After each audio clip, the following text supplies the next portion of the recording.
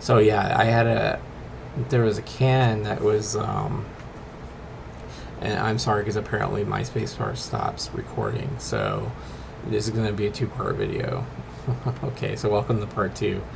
So anyways, Norma threw a can at my door, and what ended up happening was she was accusing me of not watering the horses, me being lazy, and all this other stuff, and I was just like, whatever, man. So I just went out, watered the horse, and then next day, lo and behold, I got kicked out. And they fed my parents, my dad in particular, a whole bunch of lies. And the thing is my mom had already told me that they were going to be taking me home for my junior year. So I was going to do junior and senior at a Christian high school. And dad had moved back in, and I really wasn't.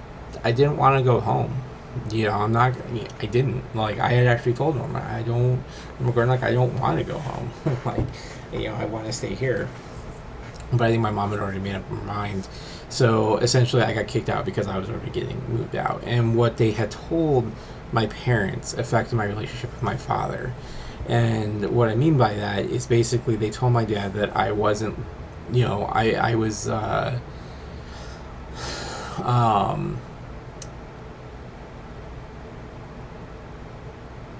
I wasn't listening, I wasn't following directions, I was lazy, I wasn't doing anything I was supposed to.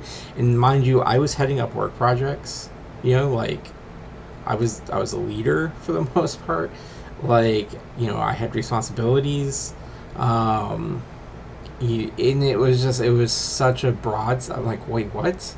And like how I was lying, how I was,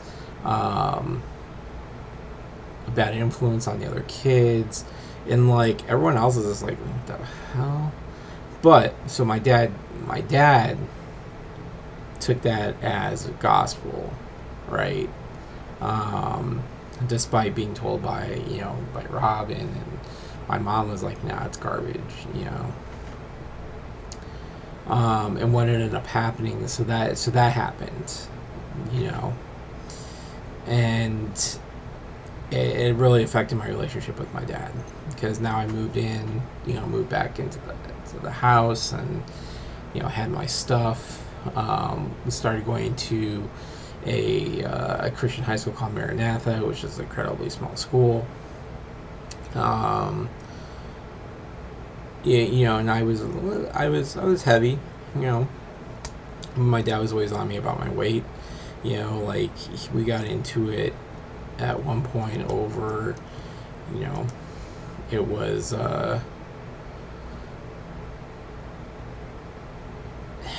actually, like, I think it was like Christmas Eve. My mom, Christmas or something, and my mom would always make sure eat chicken paprikash with chicken and dumplings. And I had asked for a second helping, and God forbid I do that. So it just turned into a whole thing, and it just didn't go good. And then there was a point that, because my dad also continued on with the whole, we can't play video games. We can't, like, I had these Robotech RPG books. He went through all my stuff, threw those out. There was this girl that I liked, I was writing letters to, and it was actually the pastor's daughter. Let's go figure. He took those letters and took them to the pastor, so that was freaking awkward. And mind you, like, I'm 17, 18 years old. I would have been 19 when I graduated, so, so I'm pretty much, but, so yeah, I just started really struggling in that, I didn't care. My studies at school just didn't care. Like, why should I? I was happy where I was. You took me out, and you believed all the lies. Like, it wasn't just that. Like, I felt betrayed too, betrayed by Norma and Gordon. And it's like, I didn't do anything to deserve that. So, but I just didn't care. I was trying. And then, so what ended up happening was, I borrowed game systems from friends. I did own a Super Nintendo. I did buy a PlayStation. But I borrowed a Nintendo 64 from a friend, and we were playing The Legend of Zelda Zelda 64, essentially, Ocarina of Time. And so my dad would go to church on Wednesdays, and we'd ask Mom. Mom's like, yeah, you guys go and play. And she knew about it, Dad didn't. And usually we'd always have it packed up before Dad came home. Just so happens that Dad came home early that night. Found that we were. And I was in the backyard, and I heard Dad yelling at Mom and the kids, and, well, it was go time. And started yelling at my dad. It was like, don't yell at him. It was me. I'm the one who brought his stuff in. He turned on me. Well, I'm not little anymore. And he pushed me, and I pushed him back. And I pushed him all the way down the hallway. And then he went and called the police on me.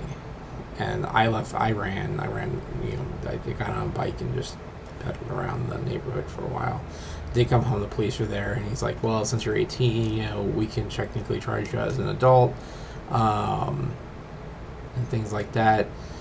And what was funny is my dad was like saying, when he was on the, when he called the cops, he's like, you need to be in the SWAT team. I don't know, it was funny. But anyways,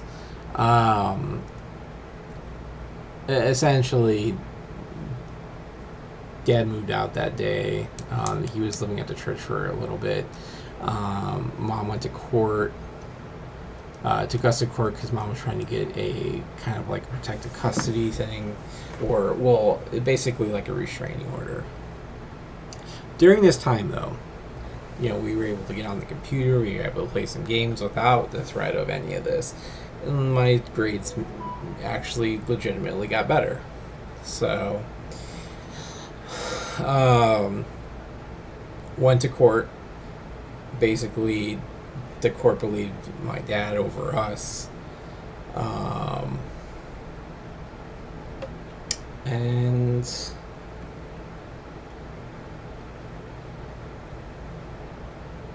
yeah, I was basically told by the judge that if I, got into another fight, that I would go to jail, and I had to listen to my father and everything that he says, which is fine, yes, but when there's abuse happening, no, that's not how that goes. So,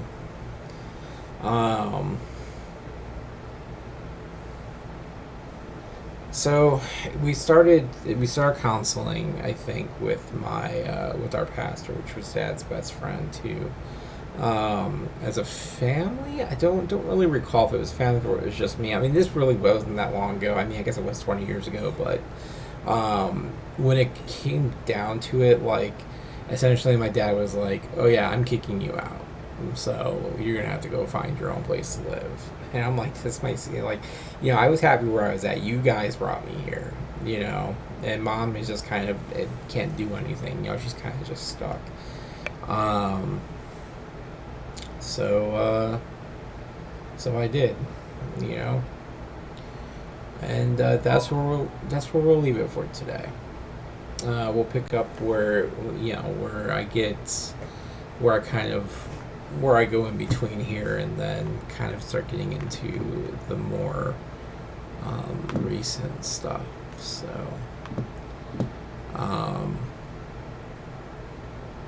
So yeah, sorry about the break in the video. I didn't realize the spacebar stopped recording. So yeah, it is what it is. So all right, guys. Well, hey, thanks for hanging out with me today. I appreciate it. I hope you guys are all doing grand.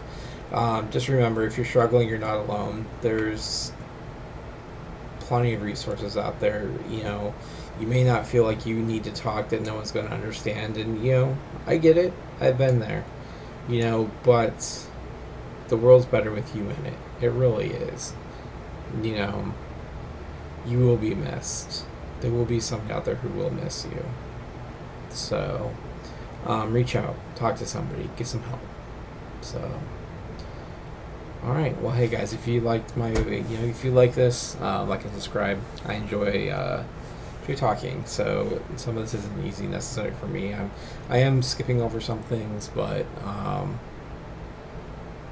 that's just nature of things, I guess. But at the same time, I want to be as transparent as I can. So,